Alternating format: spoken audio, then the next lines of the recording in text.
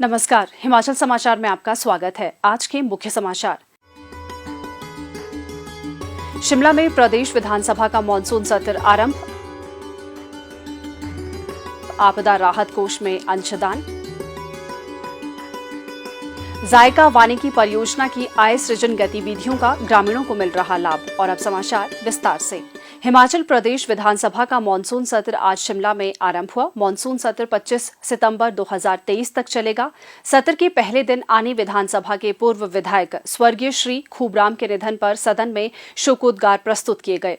शोकोद्गार प्रस्तुत करते हुए मुख्यमंत्री ठाकुर सुखविंदर सिंह सुक्खू ने कहा, माननीय अध्यक्ष महोदय, मुझे इस माननीय सदन को यह सूचित करते हुए अत्यंत दुख हो रहा है कि श्री खूबराम जी का 19 जुलाई 2023 को 70 वर्ष की आयु में निधन हो गया। यह माननीय सदन उनके निधन पर गहरा शोक प्रकट करता है। स्वर्गीय श्री खूबराम जी वर्ष 1982 में पहली बार हिमाचल प्रदेश विधानसभा के लिए चुने गए। वे वर्ष 1990 व 2012 में पुनः विधायक चुने गए। सामाजिक कार्यों एवं गरीब लोगों की सेवा में उनकी विशेष रुचि थी। यह माननीय सदन स्वर्गीय श्री खूबराम जी द्वारा प्रदेश तथा समाज के लिए की गई सेवाओं की भूरी भूरी प्रशंसा करता है। उनके निधन पर हार्दिक संवेदना प्रकट करते हुए यह माननीय सदन ईश्वर से दिवंगत आत्मा की शांति तथा उनके परिजनों को इस असहनीय दुख को सहन करने की शक्ति प्रदान करने की प्रार्थना करता है। इसके अलावा माननीय अध्यक्ष महोदय, इस आपदा में तकरीबन 441 के करीब लोगों ने अपनी ज़िंदगी को खो दिया और ये उस आपदा के बाद का मॉनसून सत्र है। कई घर उजड़ गए, कई परिवार रात को सोए हुए थे लैंडस्लाइड्स में, उनके घर बह गए, उसी में वो दब कर रह गए। इस संकट की घड़ी में मैं उन सभी जो 441 जो परिवारों के लोग हैं जो हमें छोड़कर चले गए, उनके लिए भी अपने शोक प्रकट करता हूं और उनके परिवारों को, जिनके परिवार ने कोई खोया है, भगवान उनकी भी आत्मा को शांति प्रदान करे।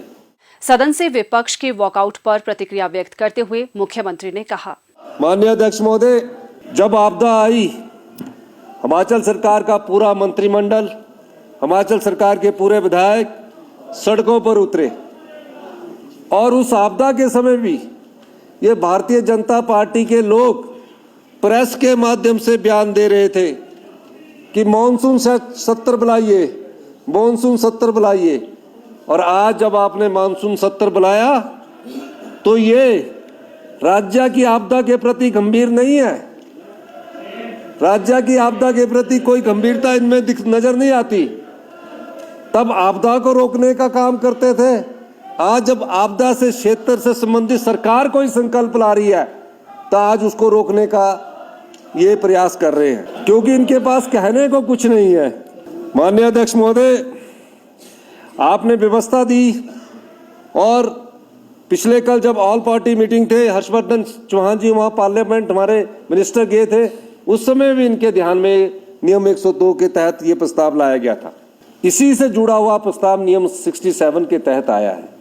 आपने दोनों को, इनकी बात को भी रखते हुए, हमारी तो पहले थी, हमारा तो नियम के अनुसार बनता था जो आपको देना पड़ता था, लेकिन आपने इनको, इनकी बात रखते हुए, विपक्ष की बात को सुनते हुए उसको इसके साथ अटैच कर दिया। मेरा ख्याल इन लोगों ने वो बात सुनी नहीं। अब चर्चा तो इसी पर होनी है, लेकिन अखबार में खबर कैसे बने? आपदा के तहत हम मानसून सत्र की बात कर रहे थे। आपदा के बाद जब मानसून सत्र में सरकार ही प्रस्ताव ले आई तो अखबार की न्यूज के लिए ये इस प्रकार की जो नौटंकी कर रहे हैं, इससे प्रदेश का भला नहीं होने वाला। इन लोगों को आकर इस चर्चा में, जो इनके साथ अटैच की गई चर्चा, उसमें भाग लेना चाहिए।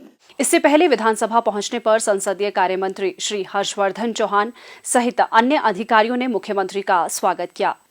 श्री महामाया बाला सुंदरी जी त्रिलोकपुर मंदिर ट्रस्ट सिरमौर की ओर से आज शिमला में मुख्यमंत्री ठाकुर सुखविंदर सिंह सुक्खू को आपदा राहत कोष के लिए 51 लाख रुपए का चेक भेंट किया गया। श्री रेणुका जी विकास बोर्ड सिरमौर की ओर से आज शिमला में मुख्यमंत्री को आपदा राहत कोष के लिए 11 लाख रुपए का चेक भेंट किया गया। मुख्यमंत्री ने अंशदान के लिए आभार व्यक्त करते हुए कहा कि इस प्रकार के पुनीत योगदान आपदा प्रभावितों को राहत पहुंचाने में सहायक सिद्ध होंगे।